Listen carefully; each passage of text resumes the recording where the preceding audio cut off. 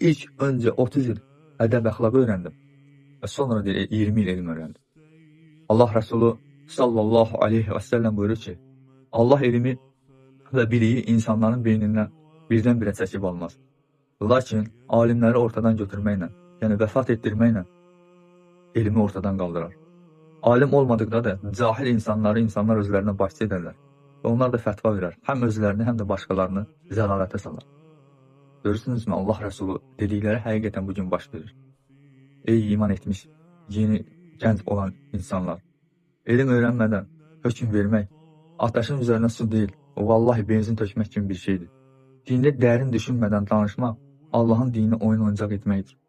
Sələflərdən biri belə deyib, kim alimlərə qarşı çıxıb, öz əqli ilə dinini qurarsa, bu mütləq zəlalətə düşər.